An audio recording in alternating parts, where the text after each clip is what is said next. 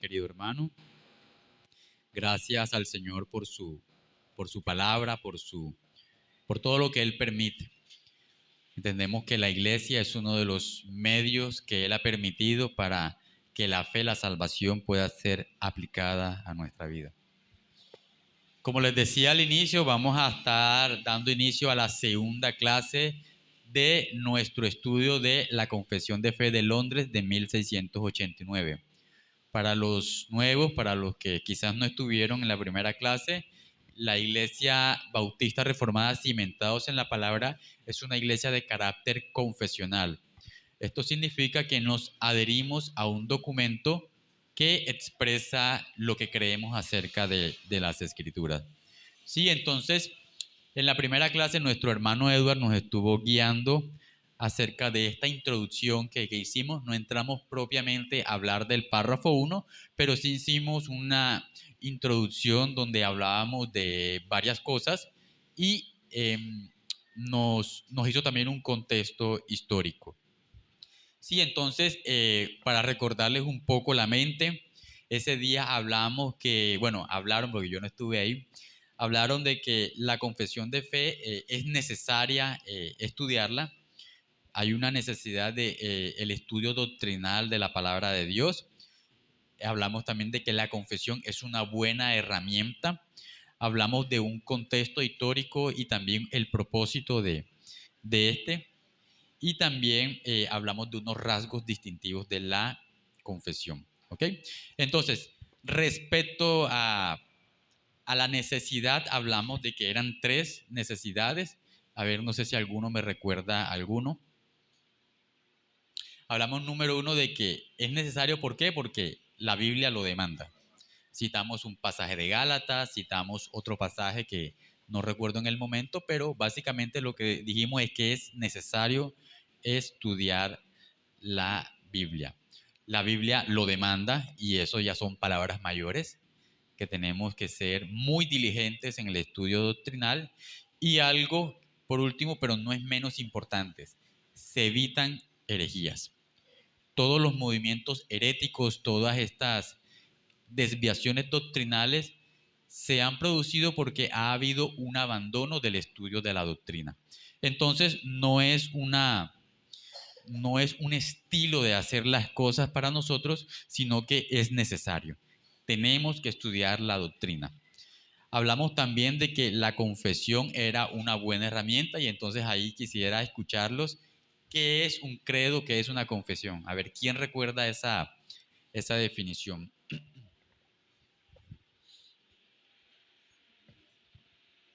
Entonces hablamos de que los credos y las confesiones son herramientas,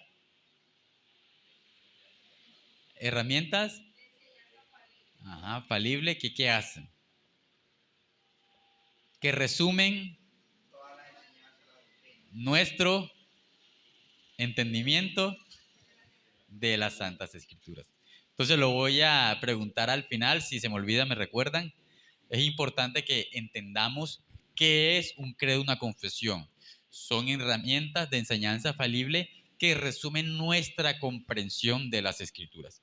Y voy a hacer otra pregunta. ¿Cuál es la confesión de esta iglesia? 89. Entonces tenemos ese documento, quizás algunos lo tengan. Si no, existe un PDF que lo podemos revisar en el celular. Ok, también hablamos de que había un contexto histórico que dio lugar a todas estas confesiones. La Confesión Bautista de Fe de Londres no es la única, hay otras confesiones, pero que básicamente tienen un propósito. Y ese propósito es importante que nosotros lo entendamos. ¿Cuál es el propósito de los credos y las confesiones? ¿Son 2? No. Separar y unir. ¿Separarnos de quién? De los herejes. ¿Y unirnos a quiénes? Exacto, unirnos a otras confesiones ortodoxas. Y bueno, ¿y quién me recuerda esas confesiones ortodoxas que sabemos que ya existen? A ver, ¿quién me las recuerda? El primerito de todo en la historia, ¿cuál fue? El credo de los apóstoles. el credo de los apóstoles. Luego, por asuntos de herejía, el credo de los apóstoles tuvo que ser más específico, entonces vino el credo niceno. Luego el credo de Atanasio, que fue por ahí en el siglo IV, que es bastante largo, son como 2 páginas, pero es bueno que hagamos el ejercicio de leerlo. Tenemos los catecismos de Heidelberg, los cánones de Dort, la confesión de Westminster, la confesión de Savoy, la confesión, creo que son todas, sí, creo que son todas. Pero básicamente entendemos que una confesión es un documento que resume o son herramientas de enseñanza falibles que resumen nuestra comprensión de las escrituras. Y finalmente hablamos de que nuestra confesión tiene unos rasgos distintivos. El primer rango se lo voy a soplar, que es, tiene ortodoxia teológica. ¿Sí? La palabra ortodoxia apela a que se quiere unir a lo que es, a lo que se dio en el pasado, a lo que es histórico. La heterodoxia es lo contrario, es una novedad, algo que no tiene un contexto histórico, como las herejías que surgen todos los días, que no se apegan a nada, sino que alguien pues tuvo una visión y con base a esa visión pues forma una iglesia, entre comillas. Entonces, el cristianismo o las confesiones son ortodoxas porque apelan ¿a qué? Al credo de los apóstoles, al credo niceno, al credo de Atanasio, a todas estas confesiones que en algún momento la iglesia estableció y dijo, bueno, creemos en esto. Creemos en Dios Padre, creemos en Jesús, creemos en el Espíritu Santo, creemos en el retorno de Cristo, creemos en la resurrección de los muertos, creemos en la iglesia, y son como las doctrinas fundamentales que establecieron los apóstoles, pero a través de los años fue necesario, digamos, definir aún más en qué cree la iglesia. Entonces, ya vemos que nuestra confesión tiene ¿cuántos artículos? 32 doctrinas o 32 artículos. ¿Por qué? Porque tuvo que ser mucho más específico. Entonces, bueno, ya hablamos de las escrituras, después de Dios, de la iglesia, de los últimos tiempos, en fin. Entonces, y con los años, pues tendrá que ser mucho más específica todavía, pero hasta hoy 2025 es lo que tenemos y es bueno que lo estudiemos. Entonces, amados, cuando estudiamos los credos y las confesiones, nosotros nos trazamos unos objetivos y es bueno que los tengamos. Entonces, para los que toman apuntes, vamos a hablar del primer objetivo que tenemos al estudiar la confesión de fe. Entonces, la confesión de fe como primer objetivo, debemos ver la confesión como una herramienta que debe tener la iglesia, un documento que resume nuestra fe y nuestra comprensión de las escrituras. Entonces, el primer objetivo es ver la confesión como una herramienta, como un documento que resume nuestra fe y nuestra comprensión de las escrituras. Entonces, ese es el primer objetivo que nos fijamos, ver a ese librito que es falible. Falible quiere decir que fue hecho por hombres y que por ende está sujeto a errores. Lo único que es infalible es la palabra del Señor. Y es falible precisamente por eso, porque no fue inspirada, fue redactada por hombres, por un trabajo diligente de muchos ancianos y pastores. Entonces, ese es nuestro primer objetivo, ver la confesión de fe como un documento que resume nuestra fe y nuestra comprensión de las escrituras. Nuestro segundo objetivo es reconocer los planteamientos doctrinales allí presentados por separado y su relación con todo el sistema doctrinal.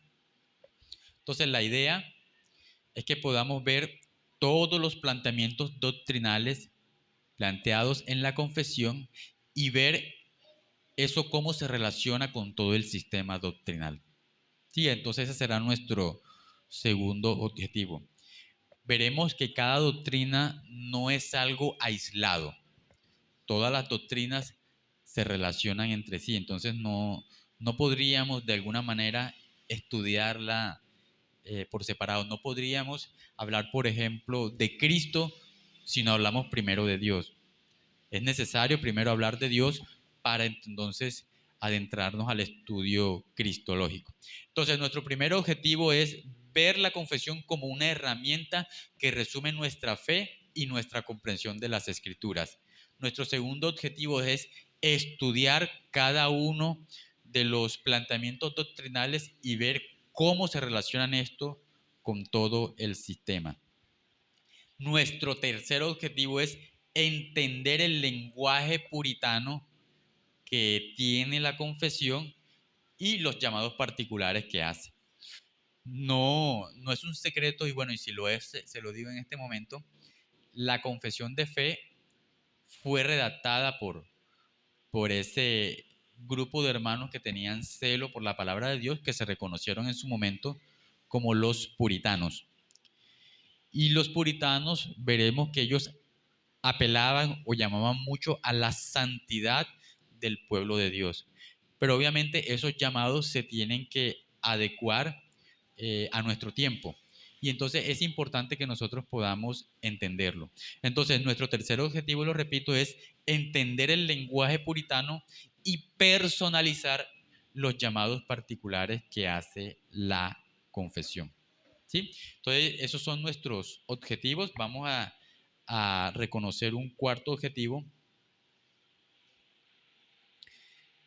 reconocer su intención de separar su cosmovisión de la Iglesia Católica Romana y las distintas desviaciones.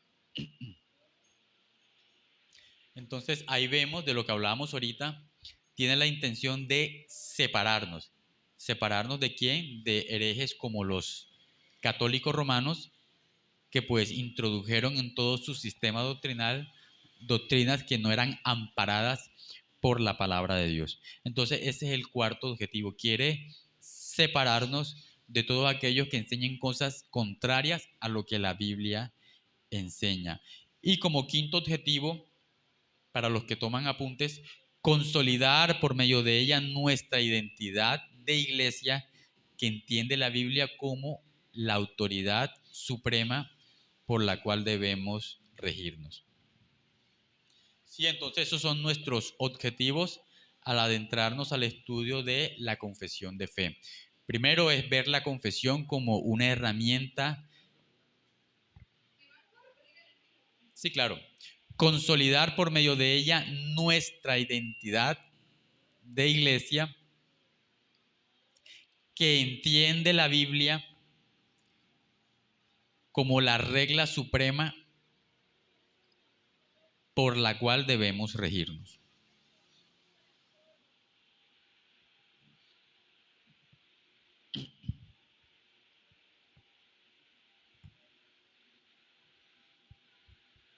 Listo, entonces, no sé si les parece si los repito, es importante que los entendamos. El primero es, a ver quién me lo dice, ver la confesión como un documento. Exacto, facilito. Ver la confesión como algo que resume lo que creemos acerca de la palabra de Dios. Ese es nuestro primer objetivo. Segundo objetivo, reconocer los planteamientos doctrinales y ver cómo se relacionan con todo el sistema doctrinal. ¿Ok? Ese es nuestro segundo objetivo. El tercero, entender el lenguaje puritano de la confesión. Si todos entienden esa palabra puritana, no estoy hablando algo extraño, todos la entienden. ¿Ok? Entonces, entender su lenguaje puritano y personalizar los llamados particulares que hace la confesión. ¿Ok? El cuarto objetivo es reconocer su intención de separar la cosmovisión reformada de cosmovisiones como la de la Iglesia Católica Romana y de las desviaciones del momento. ¿Ok? Y nuestro quinto objetivo es consolidar por medio de ella nuestra identidad de iglesia que ve a la palabra de Dios como la regla suprema por la cual debemos regirnos. Entonces, esos son nuestros objetivos al adentrarnos al estudio de ese folletico que posiblemente tiene en sus manos.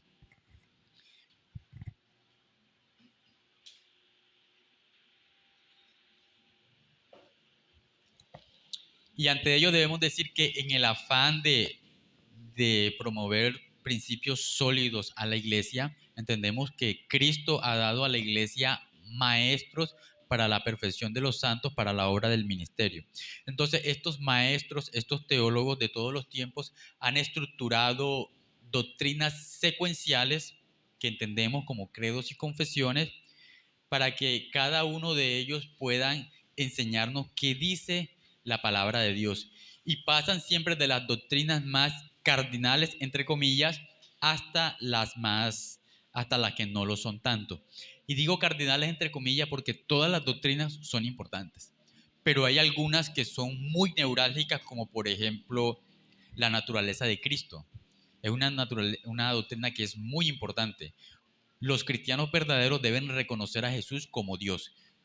Todo sistema doctrinal que no reconozca a Jesús como Dios y hombre, pues está desviado. Solamente por citar un ejemplo. Entonces, los teólogos tienen esta tarea de guiarnos en el estudio de las doctrinas de la palabra de Dios, pero clasificando, oyendo desde las doctrinas más esenciales, entre comillas, y ya entienden ese entre comillas, hacia las que no lo son tanto.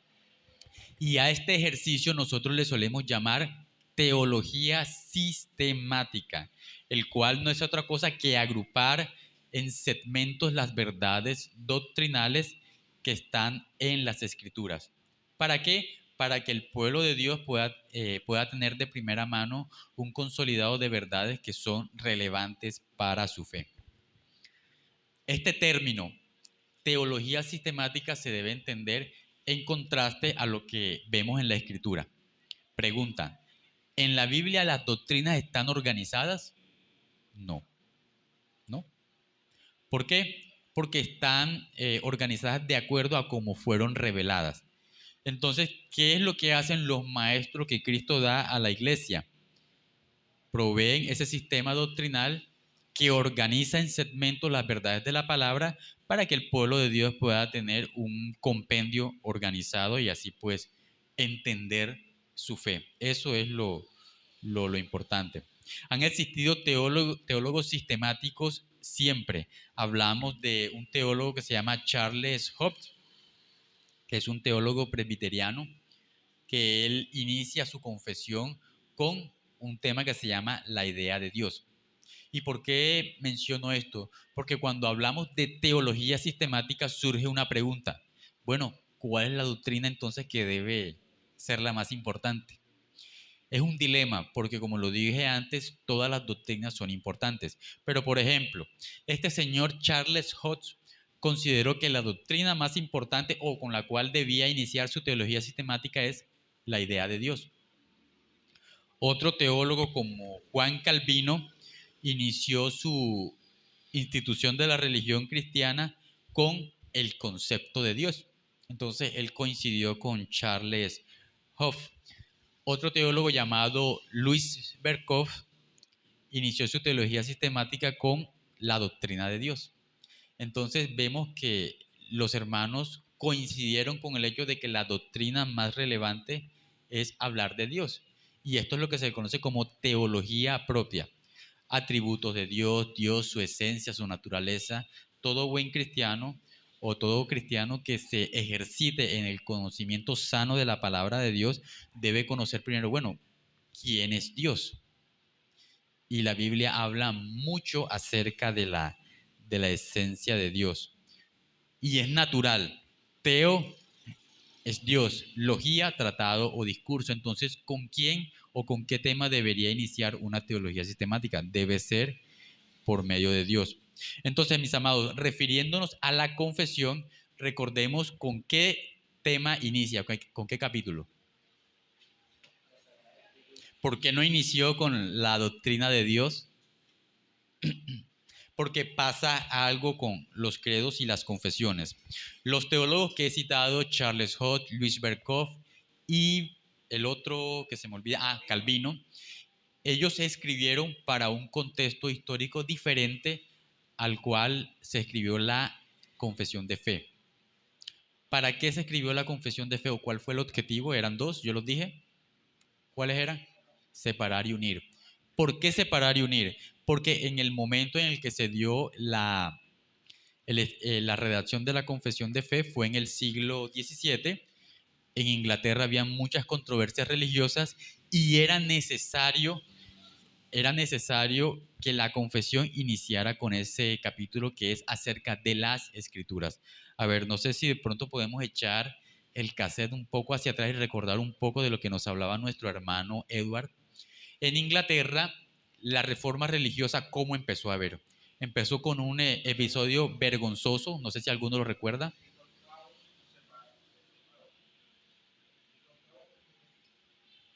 Enrique VIII se levantó un día y dijo, yo no quiero estar más casado con Ana Bolena, con su esposa.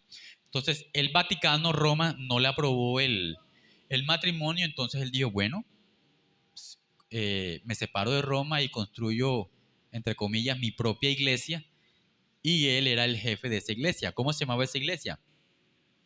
La iglesia anglicana, iglesia del Estado o iglesia de Inglaterra, como lo quieran nombrar. Entonces, cuando los reformadores que vivían o los hermanos en Inglaterra en el siglo XVII vieron esto, muchos vieron una oportunidad de separarse, de cortar relación con esta versión neocatólica de la iglesia de Inglaterra, y entonces fue el escenario en el cual empezaron a surgir muchas credos y confesiones. Entonces, por ejemplo, hablamos de que la confesión de Westminster se dio en 1600, no sé si alguno recuerda la fecha, yo no la recuerdo. Creo que es 1657 la confesión de Westminster. 1600, gracias hermana, 1646. Luego existía otro grupo que eran los independientes que redactaron la confesión de Savoy, que básicamente es una copia de la de Westminster, excepto con el tema del gobierno. Entonces ya hablamos de dos confesiones que surgen en oposición a qué? A lo que pasaba en Inglaterra en ese momento. ¿Por qué era necesario que el primer capítulo fuera de las Escrituras? ¿Por qué? Porque la autoridad con la cual Enrique VIII concibió la iglesia era él. Entonces, para hacer frente a esta herejía, era necesario que los redactores de la confesión dijeran que el primer capítulo de la confesión era que acerca de las escrituras. Entonces no empezaron hablando primeramente acerca de Dios. Hablamos entonces de que los bautistas se reunieron y redactaron una primera confesión que tenía ¿cuántos artículos? 53 artículos. Esa fue la primera confesión de fe que, si no estoy mal, se dio en 1644. Luego, lo que hoy entendemos como la confesión de fe de 1689, ¿en qué año se publicó? Exacto, perdón, no hice bien la pregunta. ¿En qué año se redactó? 1600, esa sí la tengo clara. 77. Okay. Entonces, la confesión de fe de 1689 es la confesión que se redactó en 1677.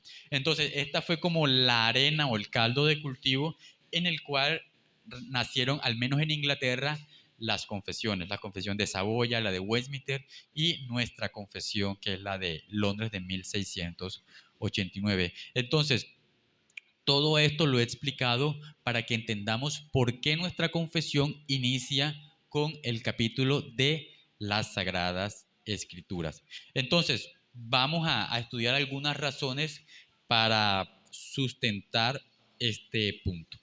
Pueden anotarlas si lo consideran conveniente.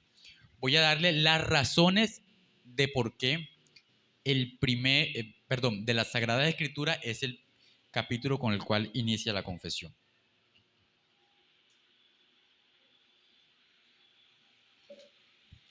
Número 1. La Biblia es el medio instrumental para conocer a Dios. Muchas religiones, muchas manifestaciones humanas pretenden buscar a Dios usando distintos medios. Usan la razón, usan la experiencia, los sentidos, la meditación, las obras, pero la confesión inicia diciendo que no podemos llegar al conocimiento de Dios que no sea por otra cosa que la palabra de Dios. Entonces ahí tenemos una razón que es muy importante. si la Biblia es el medio instrumental para conocer a Dios, tiene todo el sentido del mundo que inicie con estas razones. La segunda razón, la confesión buscaba distanciarse del catolicismo romano. Recordemos que en el entendimiento o en la cosmovisión, la palabra cosmovisión significa modo de ver la vida o de evaluar las cosas. Para los reformados o los puritanos consideraban que, entendiendo que los católicos colocaban sus credos, sus resoluciones, la autoridad del Papa, recordemos que para los católicos el Papa es autoridad ex cátedra. Significa que las decisiones del Papa son infalibles. Entonces tiene todo el sentido del mundo, nuevamente digo, que los puritanos digan que de la Sagrada Escritura tiene que ser el capítulo con que abre la confesión, porque sencillamente ella es la autoridad y no el Papa, ni los credos, ni todas las resoluciones del sistema católico romano. ¿Sí? Entonces, nuestra tercera razón por la cual la confesión de fe abre con el capítulo de las Sagradas Escrituras es delimitar la autoridad que posee la confesión. Delimitar la autoridad que posee la confesión. Entonces, la confesión, por así decirlo, se autorregula porque lo que está diciendo es que no pretende suplantar a la Biblia. No pretende en ninguna manera que los cristianos reemplacen el estudio de la Biblia por el estudio de la confesión. Sí, debemos estudiar la confesión, pero más aún debemos estudiar la Biblia, la palabra de Dios. Entonces, al nosotros abrir ese folletico, ese documento, nos topamos con de la Sagrada Escritura. Entonces, la confesión transporta la mente del lector ¿hacia dónde? Hacia la palabra de Dios. Entonces, al nosotros hablar de este tema de las Sagradas Escrituras, vemos que hay, no sé si lo sabemos, hay 10 párrafos. Cada uno de los párrafos enfatizan en uno u otro aspecto de este importante tema. Entonces, como cada párrafo habla de temas diferentes, obviamente en esta clase no voy a abordar los 10 párrafos, estaré hablando de parte del primero, pero es importante que entendamos que trata de explicar todo el capítulo 1 de la Confesión de Fe. Entonces hablamos de que el párrafo 1 nos habla de la Biblia como indispensable.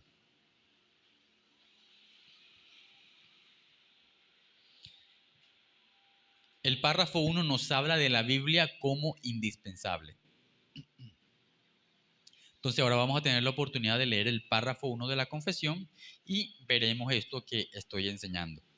Quizás no sea yo, pero el segundo y tercer párrafo habla de su carácter. Entonces con uno de nuestros hermanos estaremos estudiando el párrafo 2 y 3 de este capítulo, del capítulo 1, que nos habla del carácter de la palabra de Dios.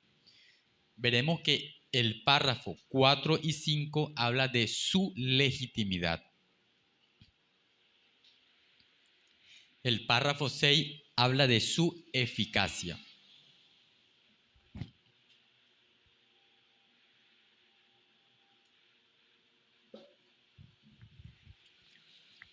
El párrafo 7 habla de su claridad. El párrafo 8 habla de su preservación. Y el párrafo 9 y 10 habla de su propósito. Entonces voy a repetir para ustedes, este es como un bosquejo de todo el capítulo 1 de la Confesión de Fe. Número 1 es, no sé si lo escribieron, la Biblia como indispensable. Ese será el tema de esta mañana. Número 2, su carácter, que es el párrafo 2 y el 3. Párrafo 4 y 5, su legitimidad. El párrafo 6, su eficacia.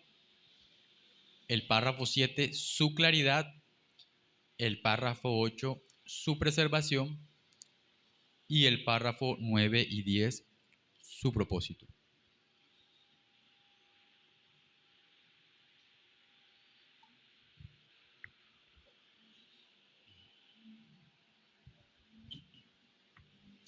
Entonces, todo este contexto lo he hecho para que entendamos que hoy vamos a hablar del párrafo 1, es decir, ¿de qué tema? De la Biblia como indispensable. De eso será el tema de esta mañana. Le pido por favor al hermano Ángel que me colabore con la lectura del párrafo 1 del capítulo 1 de la Confesión de Fe. Las Sagradas Escrituras constituyen la única regla suficiente, segura e infalible de todo conocimiento, fe y obediencia salvadores. Aunque la luz de la naturaleza y las obras de la creación y de la providencia manifiestan de tal manera la bondad, sabiduría y poder de Dios que dejan a los hombres sin excusa, no obstante no son suficientes para dar el conocimiento de Dios y de su voluntad, que es necesario para la salvación. Por lo tanto, agradó al Señor en distintas épocas y de diversas maneras revelarse a sí mismo y declarar su voluntad a su iglesia. Y posteriormente, para preservar y propagar mejor la verdad y para un establecimiento y consuelo más seguro de la iglesia contra la corrupción de la carne y la malicia de Satanás y del mundo, le agradó poner por escrito esa revelación en su totalidad, lo cual hace a las Santas Escrituras muy necesarias, habiendo cesado ya las maneras anteriores por las cuales Dios revelaba su voluntad a su pueblo. Bueno, entonces creo que el párrafo es bastante contundente. Recordemos que la confesión de fe se redactó durante muchos años, no fue algo que se hizo en un mes o se hizo ni siquiera en un año, se hizo en muchos años, tardó redactarla. Entonces, este párrafo 1, como lo hemos leído, recoge bastante de la idea que he planteado acerca de la necesidad de, la Biblia como indispensable, ¿sí? Entonces, según este tema, para este tiempo, ¿podría haber salvación distanciado de las Escrituras? Nuestra respuesta debería ser no. Entonces, tiene todo el sentido del mundo que iniciemos nuestro estudio confesional hablando de las Escrituras. ¿Ok? ¿Hay alguna pregunta hasta este momento? Bueno, no sé si cuando leímos el párrafo encontraron unos numeritos ahí. No sé si alguno me dice cuántos numeritos hay al final de cada frase. 6. Entonces esas son las 6 partes en las cuales estaremos estudiando este párrafo. Un párrafo bastante largo, pero vamos a estudiar cada uno de sus declaraciones. Entonces, la primera frase o el primer argumento es: las Sagradas Escrituras es la única regla suficiente, segura e infalible de todo conocimiento, fe y obediencia salvadora. ¿Cómo le llamaremos a esta primera frase? La razón de su indispensabilidad. ¿Cuál es el tema del párrafo 1? A ver, ¿quién me lo recuerda?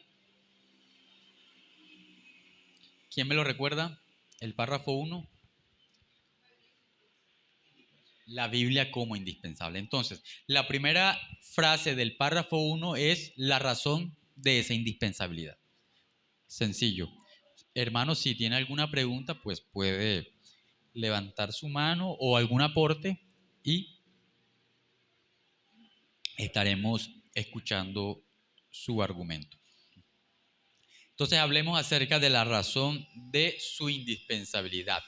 La confesión no inicia con una defensa a la existencia de Dios. De hecho, ni siquiera la Biblia lo hace. Cuando usted lee Génesis 1:1, usted lee: en el principio creó Dios. Él no se toma el trabajo de definir a Dios. Da por sentado que Dios existe. Tampoco con la importancia de la iglesia o la pertinencia de los estudios bíblicos, ella inicia con una presuposición y este es la necesidad del conocimiento salvador. En otras palabras, la confesión inicia diciendo, mira, tú debes leer la Biblia para ser salvo, si lo quisiéramos decir de una manera coloquial. Entonces, hay unas expresiones en esa frase que hemos leído, voy a leerlo otra vez. Las Sagradas Escrituras es la única regla suficiente, segura e infalible de todo conocimiento, fe y obediencia salvadores. Entonces, hay 6 palabras en las cuales quiero que meditemos. Única, suficiente, infalible, fe y obediencia. Son las palabras claves de esta frase para entender de qué nos está hablando. Entonces, por conocimiento, porque también nos habla del conocimiento, debemos entender como ese conjunto de información que hace posible el que podamos reconocer algo. La confesión es específica al tratar el tema del conocimiento y puntualiza que se trata del conocimiento salvador. Vamos a leer un pasaje que creo que nos puede dar luz referente a ello, es Juan 17:3. Le pido por favor a alguien que me colabore con el texto. No es posible experimentar la salvación sin el conocimiento salvador. Así que no se trata de un conocimiento de matemáticas, de química o de física, sino conocimiento salvador. Vamos a leer el pasaje. Juan 17, 3. 3. Y esta es la vida eterna, que te conozcan a ti, el único Dios verdadero, y a Jesucristo a quien has enviado. ¿Sí? Entonces, Jesús, ni siquiera estamos hablando de los apóstoles. Jesús, el Señor Jesucristo, nos está diciendo, la vida eterna se trata de esto, de conocer al Padre y conocer a Jesús. Entonces, ¿será una opción el conocimiento o el estudio de la palabra de Dios? No, porque es que la Biblia o la vida eterna como es definida en estas palabras del Señor se resume en eso, que te conozcan a ti, el único Dios verdadero, y a Jesús a quien has enviado. No podríamos hablar de ninguna manera de que una persona podría ser salva sin este conocimiento, ya que es una de las expresiones de la fe verdadera. Recordemos, la fe viene por oír la palabra de Dios.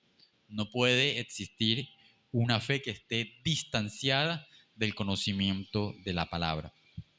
Así que ese conocimiento salvador debemos llamarle de una manera que ya lo hemos dicho, pero lo vamos a repetir, se llama revelación redentora. Cuando hablamos de revelación, hablamos de 2 tipos de revelación, no sé si alguno lo recuerda, los dimos en las clases de discipulado. Hablamos de revelación general y revelación especial. ¿Sí? Entonces, ese conocimiento salvador del cual nos habla la confesión se le llama revelación redentora porque tiene el objetivo de que el hombre conozca todo lo necesario para que él pueda experimentar salvación. En el hecho de que Dios se da a conocer por medio de ese conocimiento. Debemos afirmar algo. ¿Ha existido salvación sin la Biblia? Hablemos de cualquiera de los patriarcas. Abraham no tenía la Biblia. Jacob, Isaac, todos esos patriarcas. Pero lo que nunca ha habido salvación es sin revelación. Nunca ha habido salvación de esta manera. Y la revelación redentora para nosotros, los cristianos del siglo XXI, está en la palabra de Dios. Para los cristianos, para los creyentes del siglo XX antes de Cristo, pues la revelación era la visión, la voz audible de Dios. Esa era la revelación en su momento. ¿Por qué? Porque no existía la palabra del Señor. Recordemos lo que nos dice Hebreos 1:1. Dios en el pasado habló muchas veces y de muchas maneras. ¿Sí? Entonces, entre esas veces y muchas maneras podemos hablar, por ejemplo, de José. ¿Cómo le habló Dios a José? Por medio de sueños. Esa era la revelación redentora en ese momento. Y es importante que enfaticemos lo que dice el autor de Hebreos en 1.1. Pero en este tiempo, ese pero es como un cambio en la manera en que Dios revela su voluntad. Se ha dado a conocer a través de su Hijo Jesucristo. Entonces entendemos que el testimonio de Jesús es básicamente lo que habla la palabra de Dios. Y lo acota o lo delimita de esta manera. Dicho de otras palabras, ya el Señor no les va a hablar por medio de revelaciones, antropomorfismos, no les va a hablar por medio de sueños, sino a través de lo que está escrito. Recordemos el pasaje con el cual iniciamos esto. En el principio era el verbo y el verbo era con Dios. ¿Qué significa la palabra verbo? La palabra. Cristo es la palabra hecha carne. Entonces, la primera palabra de esos que nos propusimos analizar es única. ¿Sí? Es importante que tengamos eso presente. Entonces, la primera frase, ¿a qué se refiere? Si alguno lo recuerda. La razón. Exacto. ¿Y cuál es el tema del párrafo 1?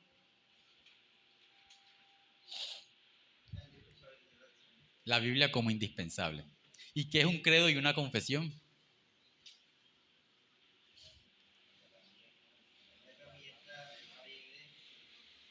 Que resumen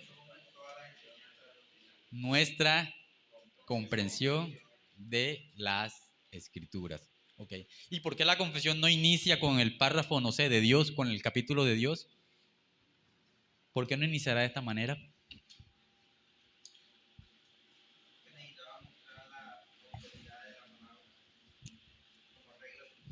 Porque en el contexto histórico que se dio, era necesario que se mostrara la palabra como una autoridad. Entonces yo di unas razones que es bueno que meditemos en ella. Y bueno, entonces vamos a la primera frase. La primera frase habla de la razón de esa indispensabilidad y nos propusimos analizar 6 palabras que aparecen ahí. Entonces la primera palabra es única.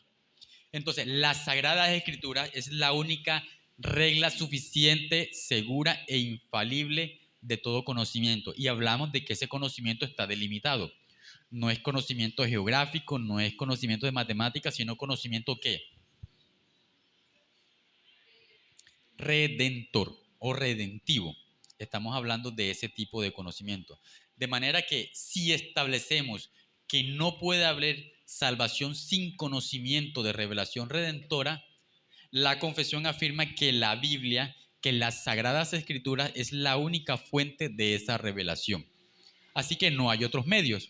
Nadie podría decir es que una persona fue salva, pero tuvo una revelación donde Dios se le apareció y no sé, le dijo quién era, lo que tenía que hacer. Eso no puede pasar, eso no es posible.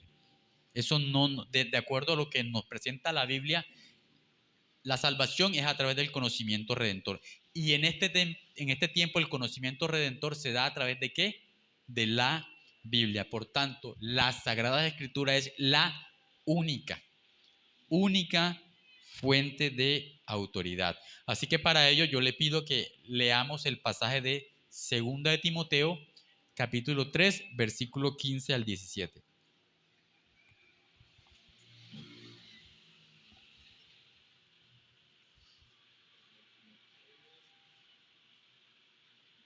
Y que desde la niñez has sabido las sagradas escrituras, las cuales te pueden hacer sabio para la salvación por la fe que es en Cristo Jesús. ¿Sí? Entonces, Pablo le está escribiendo a un pastor que se llama Timoteo. Y el contexto de esta exhortación es: Timoteo, tú preocúpate o ocúpate de predicar la palabra de Dios. Es labor de los pastores y de los ancianos predicar en la iglesia. Y Pablo le está diciendo, tú predica la palabra de Dios. Pero no es un consejo que aplica solamente a pastores, sino que aplica a toda la iglesia en general. ¿Por qué debes predicar solo la palabra de Dios? Porque la palabra de Dios te puede a ser salvo. ¿Por qué? Porque es inspirada por Dios y es útil para enseñar, para redarguir, para corregir y para instruir en justicia.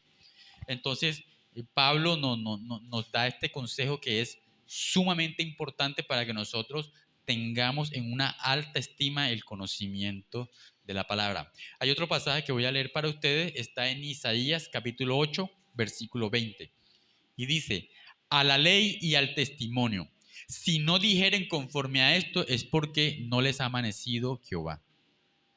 ¿Cómo podemos juzgar al profeta, entendiendo lo que es un profeta? Un profeta es alguien que habla de parte de Dios.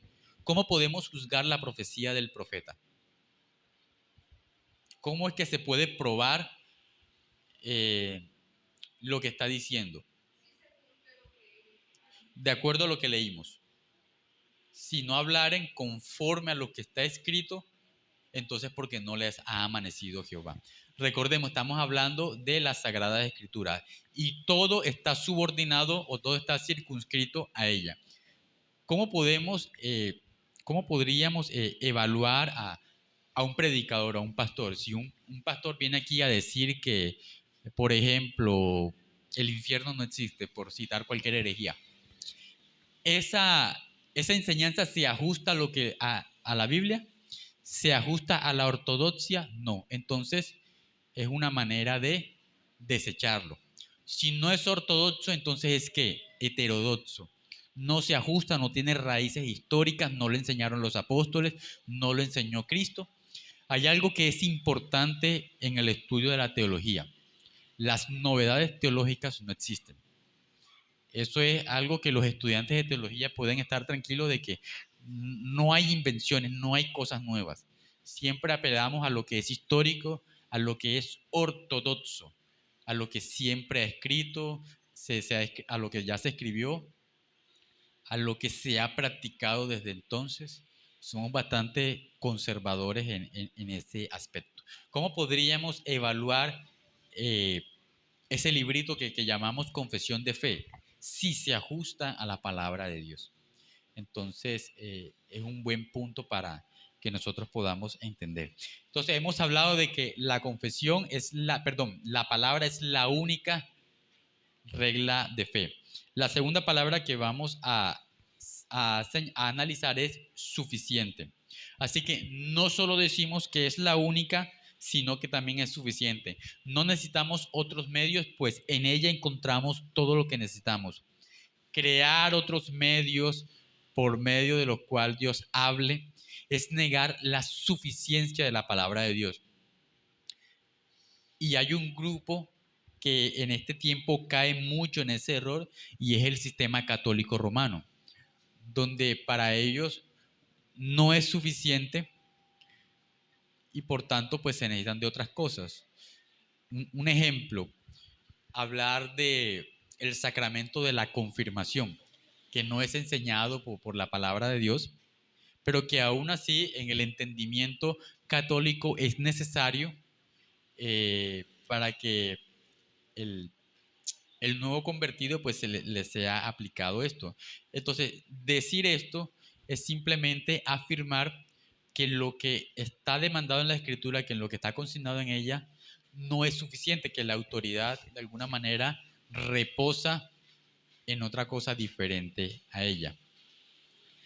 Y en este punto, ¿qué es lo que intenta hacer la confesión?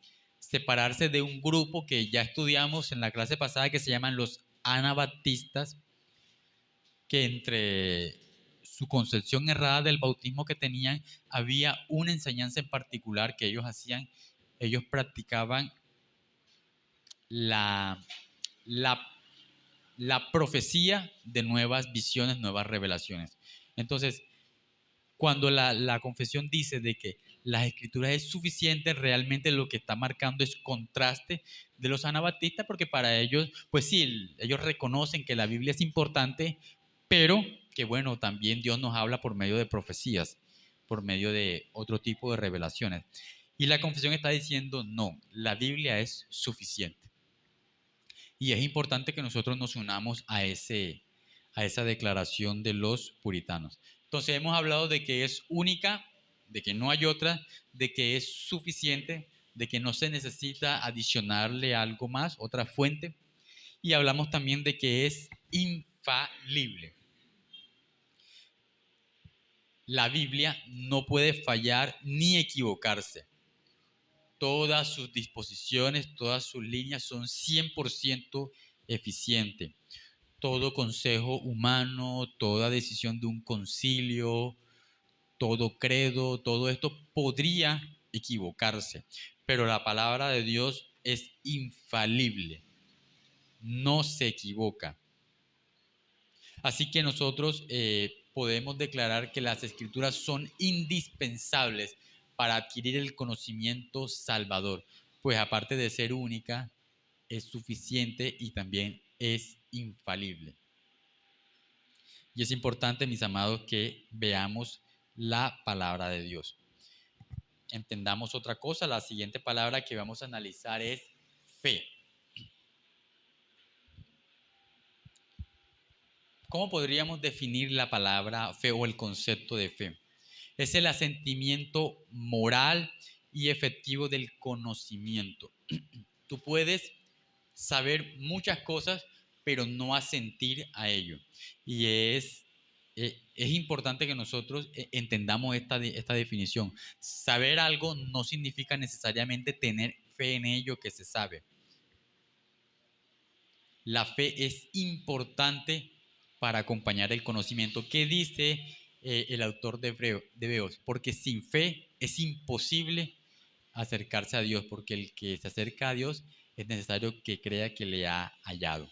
Y también en Romanos 10:17 nos dice que así que la fe es por oír y el oír por la palabra de Dios. Entonces, estamos en una cadena. Primero es el oír la palabra de Dios para que pueda haber una fe salvífica en la persona. Entonces, no solo decimos que la palabra de Dios no solo es única, no solo es suficiente, no solo es infalible, sino que también hablamos de que el asentimiento a ella, el escuchar sus testimonios, produce en nosotros la verdadera fe. Y esto es lo que nos dice la confesión a nosotros. Y finalmente, mis amados, para terminar este estudio, hablamos también de una sexta palabra que es obediencia. Y esta obediencia no es subjetiva, sino que es obediencia salvadora. No hablamos de una obediencia únicamente al Estado, a alguna organización religiosa, sino que hablamos de obediencia a la palabra de Dios. Voy a estar leyendo para ustedes 2 de Timoteo capítulo 3, versículo 16 al 17. Toda escritura es inspirada por Dios, útil para enseñar, para redarguir, para corregir, para instruir en justicia, a fin de que el hombre de Dios sea perfecto, enteramente preparado para toda buena obra. Hablamos de la obediencia, que es el resultado de asentir a ese conocimiento que hemos escuchado. No podríamos concebir lo uno sin lo otro. Hay obediencia porque hay fe, y no podría haber obediencia si no hay fe. Es importante que nosotros entendamos esas cosas. Entonces, en la primera frase con que inicia el párrafo 1, ¿de qué hablamos? La razón de esa indispensabilidad. Y dijimos que es única, que es suficiente, que es infalible, que el escucharla produce fe salvadora y esa fe salvadora se traduce en obediencia. ¿Sí? Entonces, así finalizamos el estudio de esa primera frase del primer capítulo, del primer párrafo del primer capítulo de la Confesión de Fe de Londres de 1689.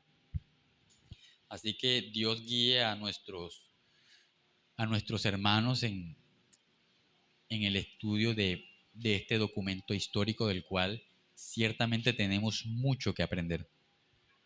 No sé si hay alguna pregunta, algo que agregar.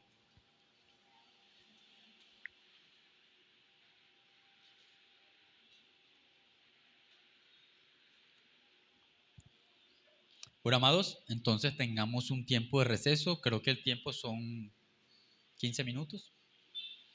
Y luego